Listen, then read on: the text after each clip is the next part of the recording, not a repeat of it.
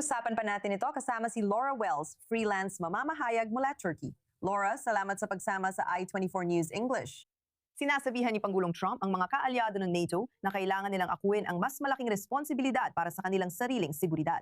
Paano ginagamit ng Turkey ang mensahe niyon para ipakita na isa ito sa mga pangunahing puwersang militar ng alyansa? Ang Turkey ang ikalawang pinakamalaking militar sa NATO. Kaya natural lang na meron sila niyan at alam ni Trump ang katotohanan ito. Tulad ng sinabi mo, bumili sila ng S-400 na missile defense system mula sa Russia. Matapos subukang bilhin ng Turkey ang Patriot system mula Estados Unidos, naging mahigpit ang negosasyon dahil gusto nilang makuha ang buong teknolohiya at sistema. Hindi pumayag ang Raytheon, kaya naging hadlang ito. Tulad ni Erdogan, pinaglaro niya ang mga kapangyarihan laban sa isa't isa. Sinabi niya, kung di ninyo ako papayagang bilhin ang Patriot system, kukunin ko na lang ang S-400 Russian system. At iyon ang ginawa niya. Sa puntong iyon, ipinataw ng Estados Unidos ang mga parusang CAATSA. Iyan ay batas ng Kongreso na nagpaparusa sa bansang bibili ng ilang produkto gaya ng depensa mula Russia. Ngayon, may mga bansa na may exemption dito, dalawa lalo na, ang India at yon ay isang batas ng Kongreso para ma-exempt yon sa tulong ni Kinatawan Rouhani. Ngunit ito ay pinagbobotohan ng Kongreso. Isa pang bansa na may exemption din ay ang Greece. Dahil dating pagmamayari ng Cyprus, ang S-300 precursor missile system. Sinabi ng Estados Unidos na dapat ibigay yon sa Greece matapos magreklamo ang Turkey tungkol sa posibilidad na gamitin ito ng Cyprus laban sa Turkey. Iyon ang naging kompromiso ng Estados Unidos. Ngayon, bibili na ang Greece ng F-35.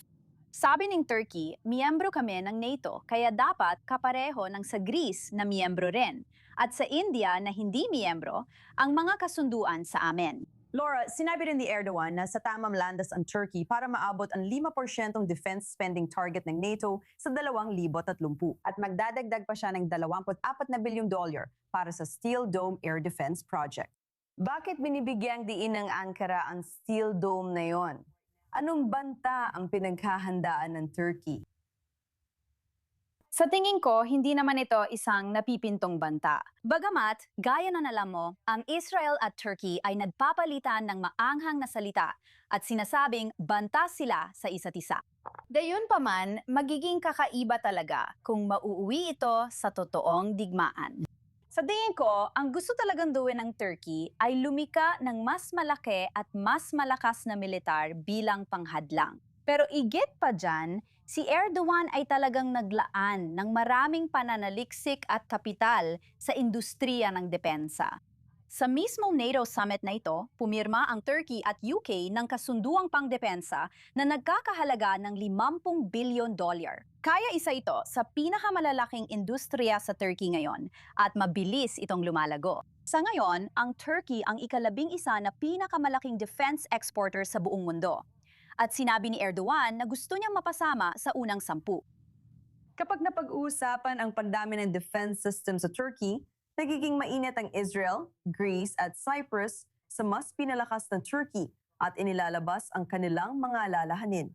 Kung makuha ng Ankara ang sanctions relief, 35 jets at mas malakas na missile defense tulad ng Steel Dome, paano mababago ang balanse ng kapangyarihan sa Eastern Mediterranean at Middle East?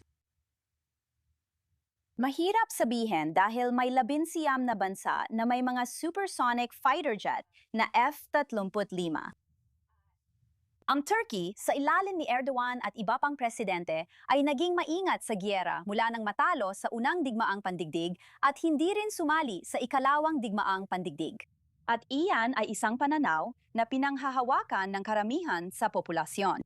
Ang sinumang gobyerno o lider na magdadala sa Turkey sa isang direktang digmaan, syempre may mga hindi direktang pakikialam gaya ng nakita natin sa digmaang Sidil sa Syria at sa mga Kurdo, ay siguradong magiging hindi popular. Kaya hindi ako sigurado kung ito ay tungkol talaga sa balanse ng kapangyarihan. Kahit na si Erdogan ay gustong tiyakin na hindi magiging banta ang Cyprus o ibang bansa tulad ng Israel. Sa tingin ko, higit sa lahat ay para ito sa paghadlang. Laura Wells, salamat sa pagsama sa amin mula Turkey. Pinahahalagahan namin ito. Salamat.